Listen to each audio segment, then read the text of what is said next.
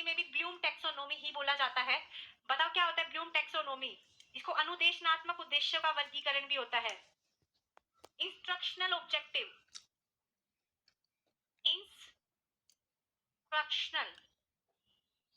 Objectives को किसने विभाजित किया था? अनुदेशनात्मक, अनुदेशनात्मक उद्देश्यों का वर्गीकरण किसने किया था? बीएस ब्लूम ने, बेंजामिन ब्लूम ने। ठीक है, ये किसने किया था? बीएस ब्लूम ने। बीएस ब्लूम ने कब किया था? 1956 में। ये क्वेश्चन कई बार आएगा। बीएस ब्लूम ने अनुदेशनात्मक उद्देश्य को कितने भागों में बांटा? बताओ कितने भागों में बांटा? चलो आप लोग बता दो पहले। कहाँ के निवासी थे? अमेरिका के। अमेरिका के निवासी हैं भाई। ठीक है, कितने भागों में बांटा है? फटाफट से इसका आंसर दो भाई, कितने भागों में बांटा है? फिर मैं बताऊंगी। अमित ने बोला है 4 भागों में, वैभवी ने 3, रिया 3, अनुराधा 3 भागों में बांटा है, 4 में नहीं। ठीक है, अब वो 3 भाग, चलो नाम और बता दो कौन कौन से भाग थे वो, बताओ नाम भी, उसके नाम और बता दो भाई। ठीक है,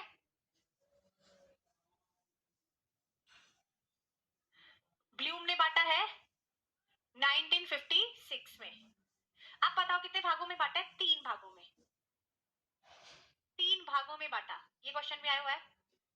उन भागों के नाम बताओ। चलो हाँ, बिल्कुल सही बच्चों ने बताया है, बिल्कुल सही बच्चों ने बताया है। क्या वो 3 भागों के नाम और देख लेते हैं जरा, फर्स्ट, सेकंड एंड थर्ड। पहला है कोग्निटिव, कोग्निटिव डोमेन, या इसको एस्पेक्ट भी लिख सकते हैं, बिहेवियर भी लिख सकते हैं,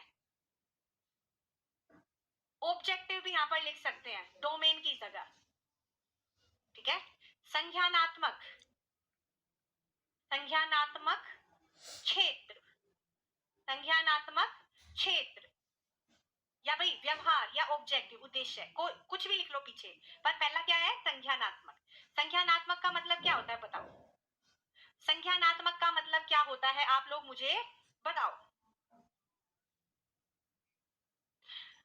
दूसरा है भाई अफेक्टिव,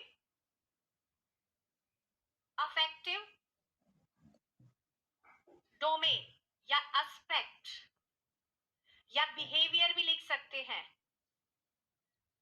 या ऑब्जेक्टिव भी पीछे हम लिख सकते हैं, यानी कि भावात्मक क्षेत्र, भावात्मक क्षेत्र। तीसरा, तीसरा कौन सा है भाई आपका? Psychomotor, psychomotor domain. देखो ये डोमेन के पीछे आप लोग लिख लेना, यानी कि क्रियात्मक, क्रियात्मक क्षेत्र। कौन सा क्षेत्र है? क्रियात्मक। इसका एक दूसरा नाम और आता है भाई, कोनेटिव। ये नाम बहुत बार आता है, कोनेटिव डोमेन, यानी कि मनोशारीरिक, मनोशारीरिक क्षेत्र। देखो सीखने के कितने क्षेत्र हैं ये भी बोला जाता है, domain of learning, domain of learning, यानी कि सीखने के कितने क्षेत्र होते हैं? 3, संज्ञानात्मक, भावात्मक, क्रियात्मक। सिर्फ यही 3 क्षेत्र होते हैं, इससे ज्यादा कोई ऑप्शन में डाला तो वो एग्जामिनर कंफ्यूज करने के लिए डालेगा। जैसे एक बार क्वेश्चन आया था, किस क्षेत्र में बच्चा सबसे अच्छा, किस क्षेत्र में बच्चा ज्यादा करके सीखता है? ठीक है, ऑप्शन था संज्ञानात्मक, भावात्मक, क्रियात्मक। चौथा था अनुभवात्मक। तो बच्चे सोचते अनुभव में बच्चा करके सीखेगा, पर वो आंसर नहीं होगा। आंसर क्या होगा? साइकोमोटर, जिसमें बच्चा करके सीखता है। तो ऐसे कंफ्यूज करने के लिए दिया जाता है। देखो इस वाले क्षेत्र को किसने दिया है भाई? ब्लूम ने डिफाइन किया है। ब्लूम ने इसको 1956 में इस क्षेत्र को डिवाइड किया है। कितने भागों में? 6 पार्ट में। कितने भागों में बांटा है? 6 भागों में।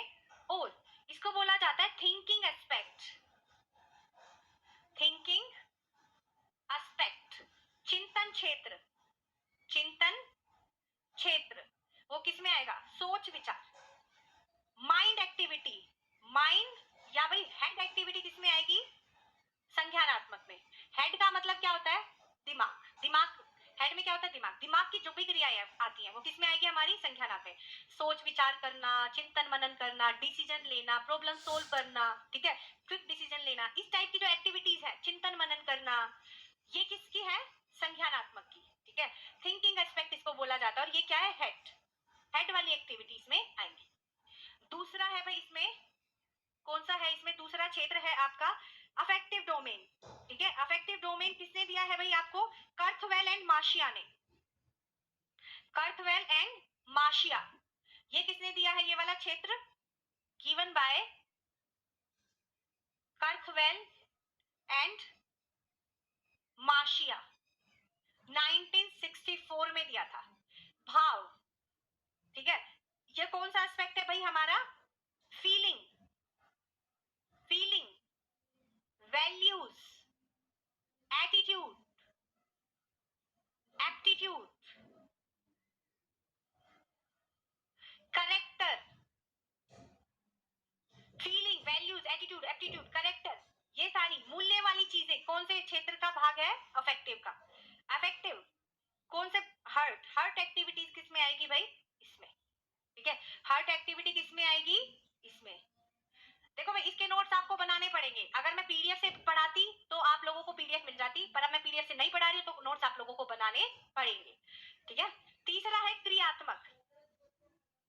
क्रियात्मक को किसने दिया है? सिम्पसन एंड हैरो ने। कब दिया है? 1972 में इसको दिया है। और ये कौन सा एस्पेक्ट है? डूइंग, डूइंग एस्पेक्ट, करना पक्ष, इसको क्या बोला जाता है? करना पक्ष। एक बार देख लो फटाफट। ब्लूम ने अपनी टैक्सोनॉमी को कितने भागों में बांटा है? 3। इसको व्यवहार अनुदेशनात्मक उद्देश्य भी बोला जाता है, ठीक है। अनुदेशनात्मक उद्देश्य भी बोला जाता है। डोमेन ऑफ लर्निंग, सीखने के भी 3 ही क्षेत्र होते हैं, संज्ञानात्मक, भावात्मक, क्रियात्मक। संज्ञान में 3 चीजें आती हैं, कौन सी? संज्ञान वाली चीजें, सोच विचार, चिंतन मनन, डिसीजन लेना। माइंड एक्टिविटीज किसमें आएगी? इसमें। इसको बोला जाता है चिंतन क्षेत्र। दूसरा आता है अफेक्टिव। अफेक्टिव का मतलब हर्ट। इसको, इसमें क्या है? Feeling, value, attitude, aptitude, character वाली चीजें किसमें आएगी? हमारी भावात्मक में। और ये किसने दिया था? कर्थवेल एंड मार्शिया ने इसको डिफाइन किया था अच्छे से। तीसरा आता है साइकोमोटर डोमेन, यानी कि क्रियात्मक पक्ष। इसको दिया है, इसका दूसरा नाम कई बार पूछा जाता है, कौन सा है? कोनेटिव डोमेन, मनोशारीरिक क्षेत्र। देखो कोग्निटिव और कोनेटिव सेम है, पर कोग्निटिव और कोनेटिव थोड़ा मिलता जुलता है, पर सेम नहीं है। कोनेटिव का मतलब साइकोमोटर से है। इसको किसने दिया है? सिम्पसन एंड हैरो ने 1972 में। इसका मतलब डूइंग एस्पेक्ट। क्या है? Doing aspect. देखो रेखा भाई आपको लिख बाद में लेना, आप ये चीजें बाद में लिख सकते हो, बाद में दोबारा क्लास आपको रिकॉर्डेड मिल जाएगी, तो आप वहां जाकर आराम से नोट बना सकते हो, रोक रोक के भी, ठीक है। हाँ भाई, कश के शमा ने पूछा है, बिल्कुल आएंगे भाई, ये डीएलएड वालों के लिए भी इंपॉर्टेंट है। चलो भाई, और एक बात, अब हम पहला एस्पेक्ट हो गया ये सभी का। नेक्स्ट, अब फर्स्ट डोमेन हम पढ़ने वाले हैं, कौन सा? कोग्नेट। अब देखो पहले एक बात पढ़ लेते, 3H फॉर्मूला। 3H फॉर्मूला, शिक्षा का उद्देश्य क्या होता है हमारा? 3H फॉर्मूला, शिक्षा का उद्देश्य है हार्ट, हैंड, हेड। 3H का डेवलपमेंट करना, इन तीनों का विकास करना, मतलब तीनों क्षेत्रों का विकास करना क्या है? शिक्षा का उद्देश्य है। और ये फॉर्मूला किसने दिया था? गांधी ने। किसने दिया था? गांधी जी ने दिया था 3H का फॉर्मूला, ठीक है। ठीक है भाई, इसके बाद हम साथ साथ क्वेश्चन भी करेंगे।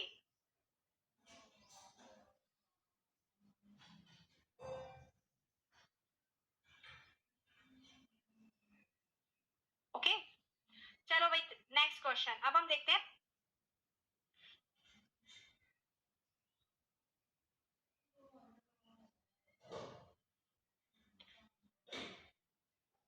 अब हम पढ़ेंगे फर्स्ट, पहला कौन सा है? कोग्नेटिव। कोग्नेटिव डोमेन, यानी कि संख्यानात्मक क्षेत्र। कौन सा क्षेत्र? संख्यानात्मक। इसके लिए action verb, action verb use की है। एक्शन वर्ब, ब्लूम ने कौन से क्षेत्र के लिए एक्शन वर्ब शब्द का प्रयोग किया है? कौन से क्षेत्र के लिए किया है? संख्यानात्मक के लिए, ठीक है। और इसको किसने दिया था बताओ, इस वाले क्षेत्र को किसने दिया है भाई? ब्लूम ने 1956 में। इसका मतलब है क्या? थिंकिंग एस्पेक्ट, थिंकिंग एस्पेक्ट, चिंतन पक्ष, चिंतन की सारी चीजें किसमें आएगी? इसमें। कितने भागों में बांटा है? 6 पार्ट्स में, 6 पार्ट्स में इस वाले भाग को बांटा है, ठीक है। देखो इन्होंने क्या किया था 1956 में, 6 भागों में जो बांटा था, 1 2 3 4 5 6, ठीक है। पहला कौन सा है? नॉलेज, पहला है नॉलेज यानी कि ज्ञान। दूसरा है अंडरस्टैंडिंग, अंडरस्टैंडिंग, अवबोधन,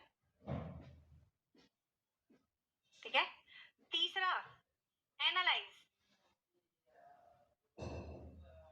अनुप्रयोग, अनुप्रयोग।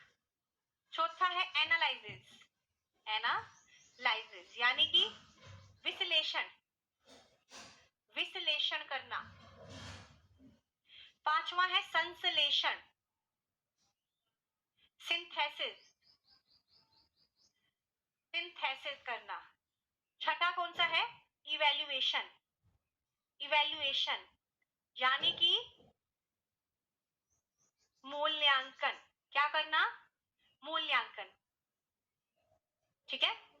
क्या करना है भाई? मूल्यांकन। ये इन्होंने 1956 में बताया था, और बताया था ये है हायर थिंकिंग,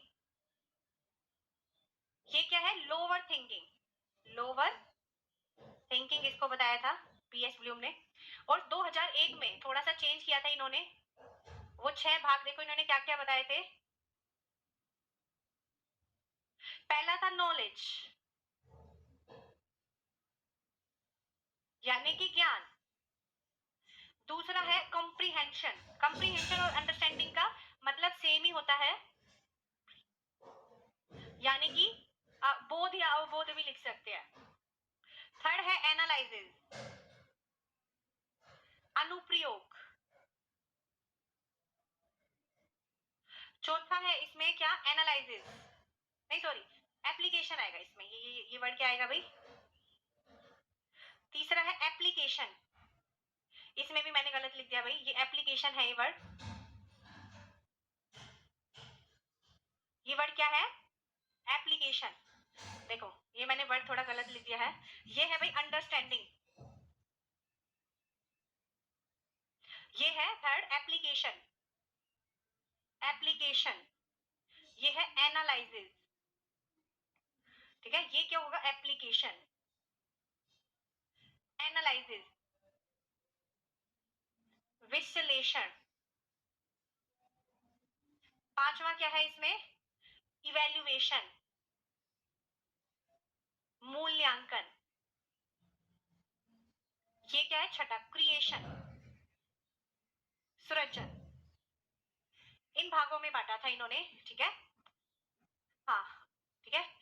क्या था भाई? देखो ये पर ज्यादातर ये वाला पूछा जाता है 1956 वाला, ये 2001 वाला नहीं पूछा जाता है कभी भी। अब इनकी एक्शन वर्ब पढ़ेंगे, किस एक्शन वर्ब से हम पहचानते हैं बच्चा कौन से लेवल में है, ठीक है। तो अब एक बार देख लेते हैं कौन सा लेवल है वो।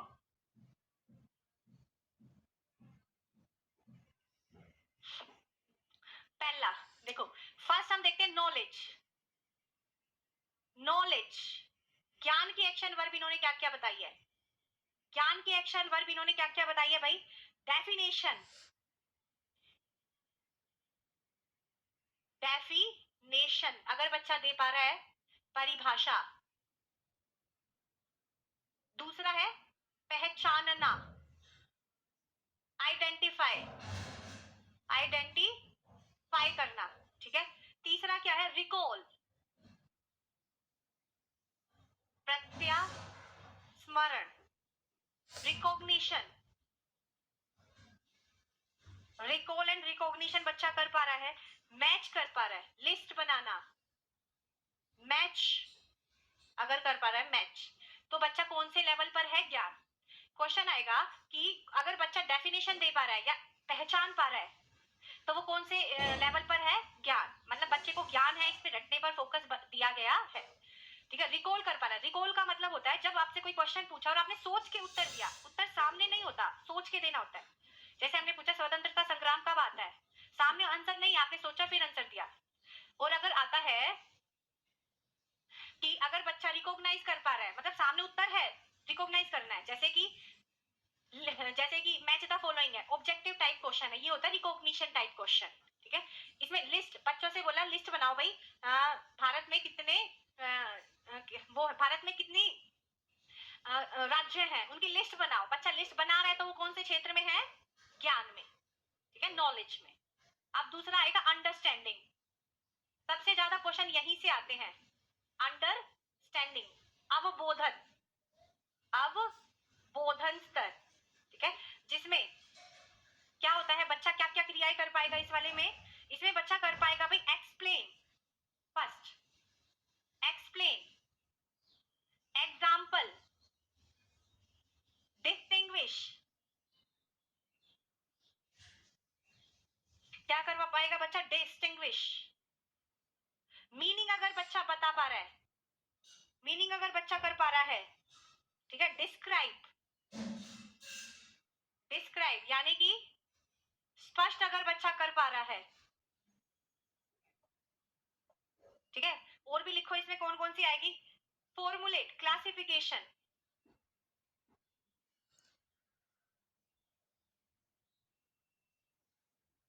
ये एक्टिविटी अगर बच्चा कर पाता है तो वो कौन से लेवल पर है? अवबोधन पर। जैसे कि क्वेश्चन आया, एक बच्चा मीनिंग बता पा रहा है तो वो कौन से लेवल पे है? अंडरस्टैंडिंग। एग्जाम्पल दे पा रहा है, विवरण कर पा रहा है, डिस्क्राइब कर पा रहा है, विवरण स्पष्ट, डिस्टिंग्विश कर पा रहा है, एक्सप्लेन कर रहा है चीजों को, तो वो कौन से स्तर पर है?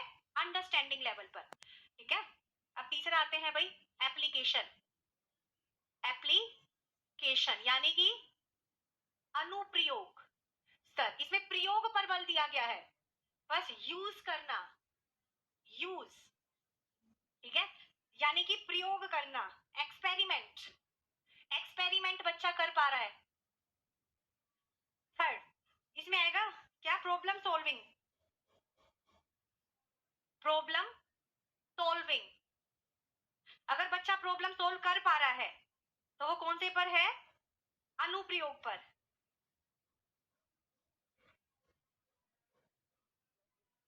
ठीक है, एप्लीकेशन कर पा रहा है बच्चा, मैप बनाओ, जांच करना, रिपोर्ट, जांच करना, चेक, चेक करेगा तो बच्चा उसमें खुद इन्वॉल्व होगा। फोर्थ, फिफ्थ मैप बनाना, डिनोट करना चीजों को। जब ज्ञान को अप्लाई किया जाता है, आप जैसे आपको फॉर्मूला बताया किसी बच्चे ने फॉर्मूला बताया तो वो नॉलेज पर है, किसी बच्चे ने फॉर्मूला समझाया तो अंडरस्टैंडिंग पे है, किसी बच्चे ने फॉर्मूले का प्रयोग किया तो बच्चा कौन से लेवल पर है? एप्लीकेशन पर। प्रयोग करने पर जब बल दिया जाता है वो आंसर क्या होगा? एप्लीकेशन। प्रयोग पर बल, जिसमें बच्चा खुद करेगा चीजों को, वो हो जाएगा एप्लीकेशन। ठीक है, अब आ जाते हैं नेक्स्ट, एनालाइजिस। अब देखो, जब हम बार बार चीजों को प्रयोग करते हैं, जब हम बार बार चीजों को प्रयोग करते हैं तो क्या होता है? हमारे अंदर स्किल डेवलपमेंट, स्किल डेवलपमेंट हो जाती है, स्किल डेवलपमेंट होती है जब हम चीजों को बार बार क्या करते हैं? प्रयोग।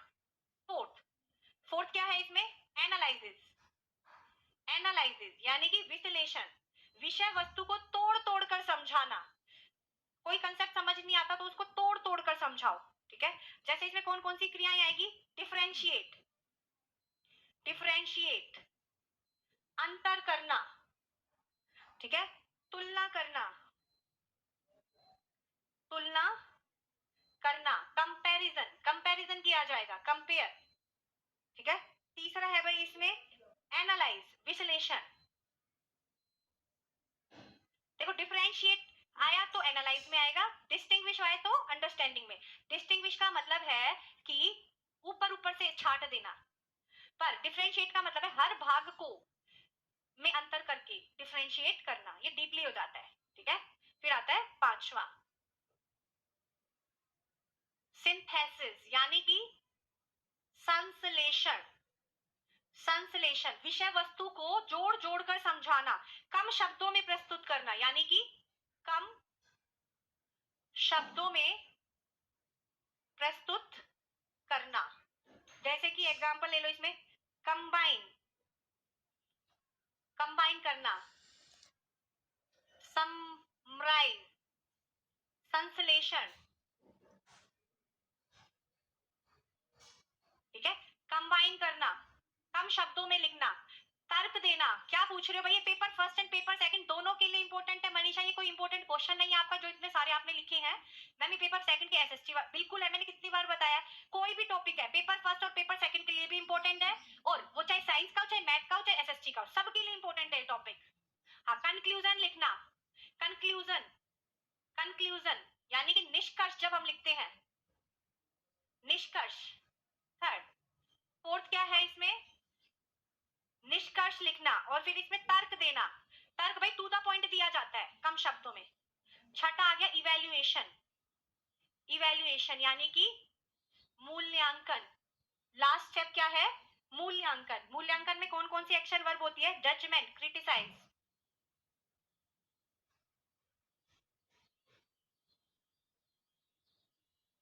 जजमेंट, क्रिटिसाइज करना, ठीक है, और भाई रिव्यू, समीक्षा, समीक्षा करना, कम लास्ट में सिद्ध करना, सिद्ध करना, सिद्ध कर दिया हमने चीजों को, तो वो कौन सा हो गया, इवैल्यूएट। तर्क मींस होता है रैशनलाइज करना, टू द पॉइंट बातें बोलना, ठीक है,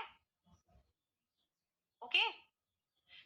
तो ये आपको एक्शन वर्ब याद करनी पड़ेगी। अब हम दूसरा, दूसरा डोमेन कौन सा था भाई आपका, दूसरा डोमेन था अफेक्टिव डोमेन, अफेक्टिव डोमेन, भावात्मक क्षेत्र। इसको किसने दिया था भाई, कर्थवेल एंड,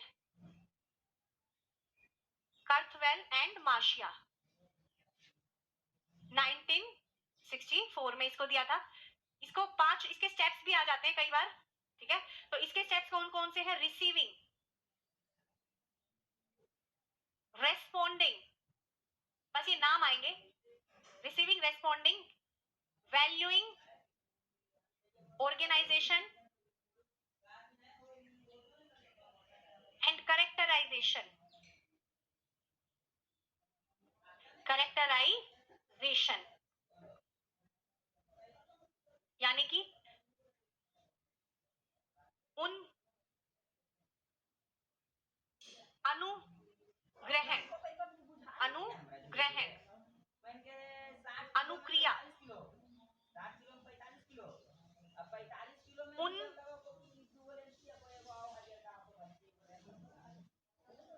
मूलन, संगठन, चरित्रीकरण, ठीक है। सर्च किया है, सब पूरा ने क्वेश्चन पूछा, सर्च, सर्च में बच्चा खुद इन्वॉल्व होगा तो सर्च करना यानी कि एप्लीकेशन हो जाएगा। सर्च में जब बच्चा खुद इन्वॉल्व होगा, उपयोग करेगा चीजों को। देखो रिसीविंग का मतलब कोई वैल्यू आपके मन को पसंद आना, रेस्पॉन्डिंग उस वैल्यू को करने की कोशिश करना। अब जो चाहते हैं जो वैल्यू हमारे अंदर आए, ठीक है, जो वैल्यू हमारे अंदर आए उसको, उस पर टिके रहने के लिए कौन कौन सी आदतों को सुधारना होगा, वैल्यूइंग, ऑर्गेनाइजेशन मीन सही समय पर सही मूल्य का, सही समय पर सही मूल्य का प्रदर्शन करना, ऑर्गेनाइजेशन। करेक्टराइजेशन मतलब हम बार बार जब कोई वैल्यू अपने व्यवहार में लाएंगे तो हमारे किस में आ जाएगी, करेक्टर में। जैसे कि मुझे किसी की आदत पसंद आई, कोई टाइम से आता है स्कूल में, टीचर टाइम से आता है, मुझे इसकी आदत पसंद आई, तो मैं, मेरे को आदत पसंद आया मीन्स रिसीविंग। अब मैंने टाइम से आने के लिए प्रयास किया, रेस्पॉन्डिंग। अब मैंने ये देखा कि मेरे को टाइम से आने के लिए और किन किन आदतों को सुधारना होगा, वैल्यूइंग। जैसे टाइम से पहुंचने के लिए टाइम से घर जाना होगा, खाना होगा, सोना होगा, टाइम से उठना होगा, टाइम से रेडी होना पड़ेगा, टाइम से निकलना पड़ेगा, तभी मैं टाइम से पहुंच पाऊंगा, वैल्यूइंग। ऑर्गेनाइजेशन का मतलब है जब सही समय पर सही मूल्य का प्रयोग करना। जैसे आप टाइम से तो पहुंचना चाहते हो पर रात में कोई ऐसी दुर्घटना हो गई जिससे किसी को आपकी हेल्प की जरूरत है, तो आपने हेल्प करी, इससे आप थोड़ा लेट हो गए, वो दिक्कत नहीं है, पर आपने सही समय पर सही वैल्यू का प्रयोग किया, संगठन। अब बार बार जब आप किसी वैल्यू को करोगे तो वो आपके किस में आ जाएगी, व्यवहार में, करेक्टर में। ये क्वेश्चन जरूर आएगा, याद कर लो। Receiving, responding, valuing, organisation and characterization, ये 5 स्टेप किसके हैं, अफेक्टिव इंपॉर्टेंट है, ये क्वेश्चन मेरे से 1000 बार पूछ लिया, ठीक है। थर्ड,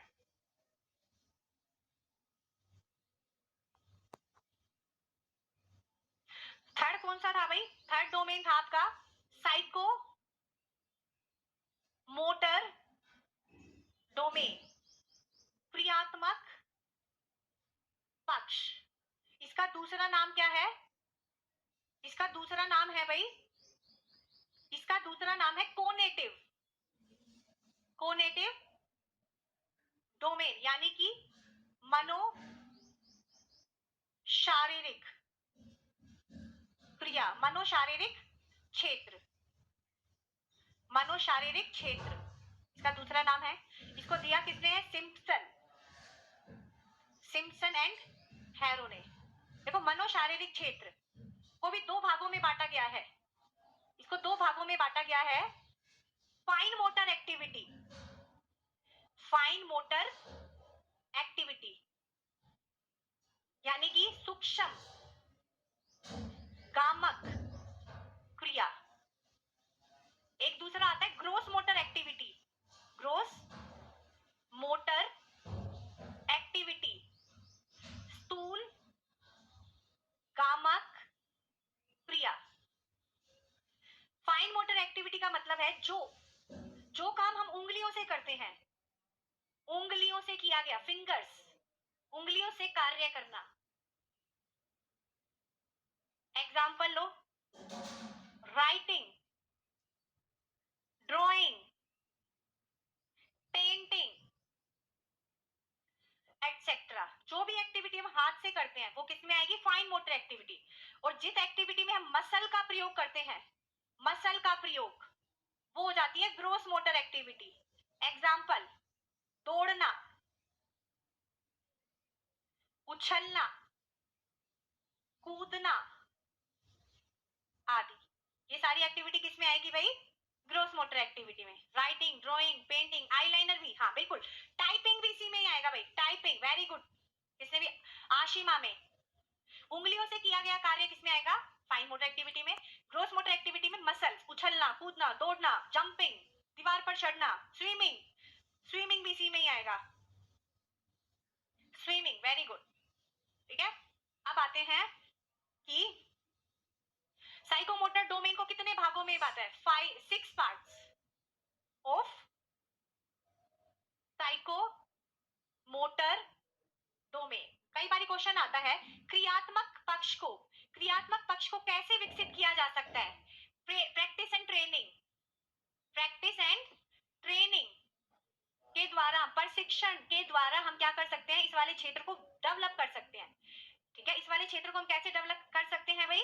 इसके द्वारा, ठीक है। अब हम पढ़ेंगे नेक्स्ट कौन सा है? मनोशारीरिक, ठीक है।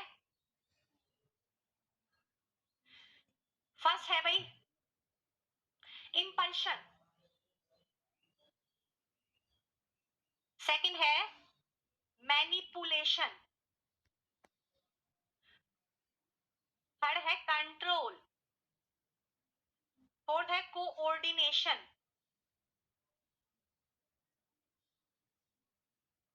फिफ्थ है नेचुरलाइजेशन,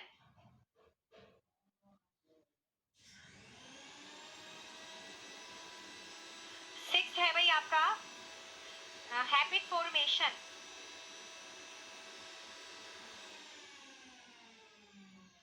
यानी कि आदत निर्माण, आदत निर्माण, स्वभावीकरण, समन्वय, नियंत्रण। मैनिपुलेशन मीन्स अनुप्रयोग, यह है उद्दीपक।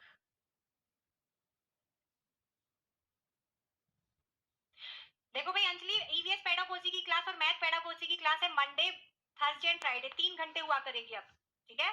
कितने कितने घंटे हुआ करेगी? अब देखो क्या है इंपल्शन, किसी कार्य को करने के लिए आपको प्रेरित होना। मैनिपुलेशन मीन्स करना, आप उस कार्य को क्या करोगे? आप करने की कोशिश। तीसरा, कार्य को करते करते उस पर कंट्रोल करना। चौथा, कंट्रोल के साथ साथ और भी चीजें करना, गाड़ी एक मेन चीज पर कंट्रोल के साथ और भी चीजें करना, नेचुरलाइजेशन, आपके स्वभाव में आना, हैबिट फॉर्मेशन मीन्स आदत निर्माण। जैसे कि आपने गाड़ी चलाना सीखना है, क्या चलाना सीखना है? गाड़ी। गाड़ी चलाने की इच्छा आना, इंपल्शन।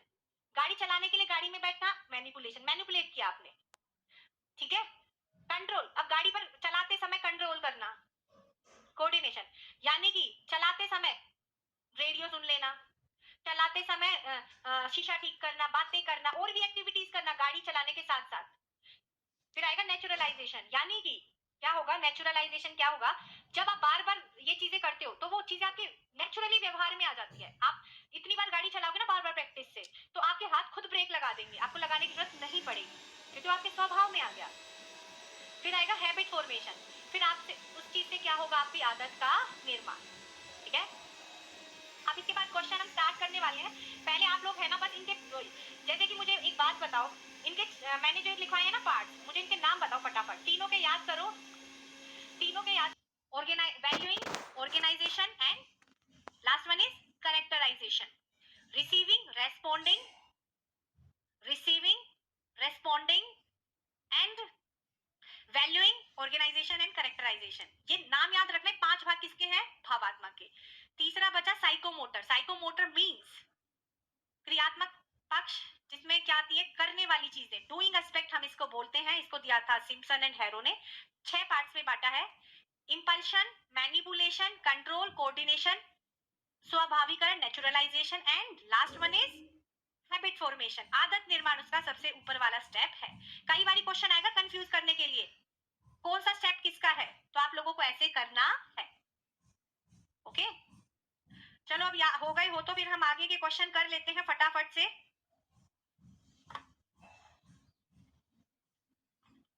क्वेश्चंस हम करेंगे भाई इसमें। रेडी हो क्वेश्चंस के लिए? क्वेश्चंस के लिए अगर आप लोग रेडी हैं तो मैं अभी स्टार्ट कर देती हूँ भाई।